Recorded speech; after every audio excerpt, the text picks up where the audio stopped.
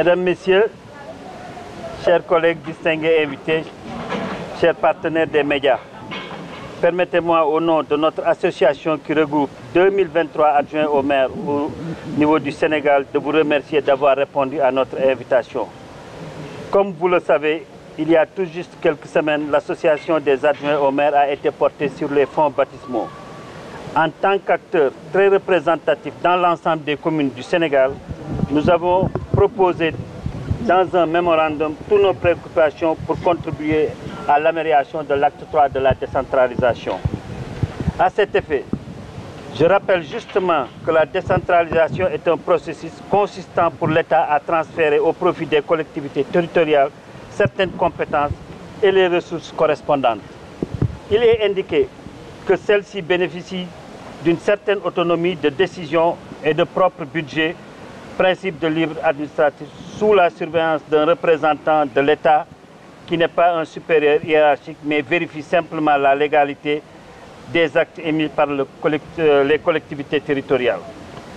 Justement, l'importance en politique de décentralisation s'appuie nécessairement sur des acteurs comme nous. Donc, quel rôle pour l'association des adjoints au maire du Sénégal, surtout que l'on sait que la fonction publique locale actuellement traverse des difficultés énormes. L'association des adjoints au maire devait compléter l'architecture des organisations faîtières composées entre autres des maires, des présidents de conseils départementaux et autres élus locaux. L'association des adjoints au maire vient renforcer l'organisation déjà visible sur le terrain pour qu'ensemble nous atteignions qualitativement nos objectifs. Chers invités, chers journalistes, nous sommes venus apporter notre contribution à la prise en compte des aspirations des élus locaux et plus particulièrement des adjoints au maire qui rencontrent beaucoup de problèmes dans l'exécution de leur travail. Pour votre gouvernement, le socle de notre engagement reste la revalorisation du statut de l'élu local. Au moment où le secteur est miné par un mouvement d'humeur, par la question de la hausse des salaires, des agents de la fonction publique qui tardent à être concrétisés par l'État du Sénégal. Donc, dans ce contexte, devrons-nous, nous aussi, être laissés en rade? Non. Justement, nous venons, à l'occasion de cette rencontre d'aujourd'hui, rappeler à son Excellence, le Président de la République du Sénégal, qui a instruit par le passé son gouvernement d'étudier la question il y a juste un an, lors de la journée de la décentralisation du Sénégal. De manière évidente, les adjoints au maire abattent un travail administratif énorme et sont dans toutes les tâches qui font marcher les collectivités territoriales.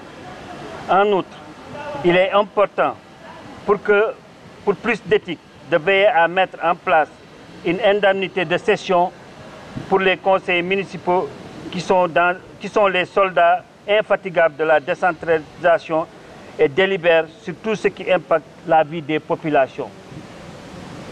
Chers invités, chers journalistes, à l'heure où la territorialisation des politiques publiques est au centre de toutes les actions et toutes les attentions et que la coopération décentralisée revêt une importance particulière, nous devons faire confiance aux adjoints